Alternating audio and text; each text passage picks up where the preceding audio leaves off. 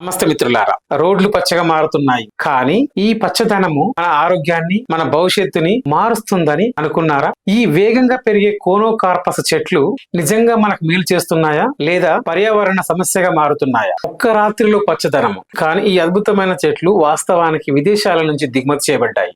వేగంగా పెరగడము, తక్కువ నీటిని ఉపయోగించుకోవడం వల్ల వీటికి పలు దేశాలలో రెడ్ కార్పెట్లు పరిచి వాటిని ప్లాంటేషన్ చేయడం జరుగుతుంది. మిత్రులారా, కాని ప్రమాదం ఇక్కడే దాగి ఉంది. ఈ కోనోకార్పస్ చెట్లు వాటి వేర్లు 10 నుంచి 15 అడుగుల వరకు లోతుకు వెళతాయి.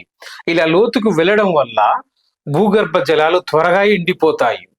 అదేవిధంగా ఈ కోనోకార్పస్ చెట్లు పక్కన ఉన్నటువంటి చెట్లను బ్రతకనివ్వవు. ఈ కోనోకార్పస్ చెట్లు ఎకరం భూమిని ప్రభావితం చేయగలవు అంటే మీరు నమ్ముతారా?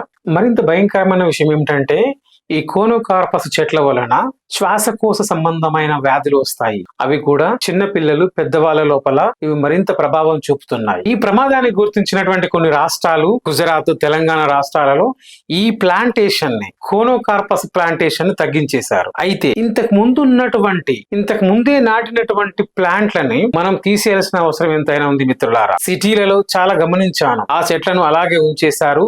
వీటి వల్ల ఇప్పుడు ఇంతకుముందు మనం చెప్పుకున్నటువంటి శ్వాసకోశ వ్యాధులు, ఆస్తమా, అలర్జీ వంటి వ్యాధులు ఇంకా రెట్టింపు అవడానికి ఛాన్స్ ఉంది. కాబట్టి దీనిలో ప్రజలు, ప్రభుత్వము కొంచెం మేల్కొని వాటిని త్వరగా తీసేయాలని నేను ఒక సామాన్యుడిగా విజ్ఞప్తి చేస్తున్నాను. మిత్రులారా, అభివృద్ధి అంటే కేవలం వేగం కాదు. అభివృద్ధి అంటే ఒక సమతుల్యత.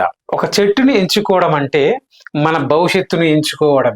ఈ విషయాన్ని మీ స్థానిక ప్రతినిధులతో మాట్లాడండి, మీ గ్రామ సభలలో చర్చించండి. ఏ చెట్లు నాటితే మన భవిష్యత్తుకి బాగుంటుంది, దీని గురించి చర్చించండి. ఈ సమయంలో ఈ చర్చ అనేది చాలా ప్రాముఖ్యమైనది మిత్రులారా. మీకు నేను మరీ చెప్తున్నాను, మీ గ్రామ సభలలో చర్చించండి. మొక్కలు నాటేటప్పుడు ఏ మొక్క నాటితే గ్రామానికి మంచిది, ఏ మొక్క నాటితే పర్యావరణానికి మంచిదని గ్రామ సభలలో చర్చించి మీరు నాటండి మిత్రులారా. ఈ వీడియో మీకు విలువైనది అనిపిస్తే ఒక్క లైక్ చేయండి.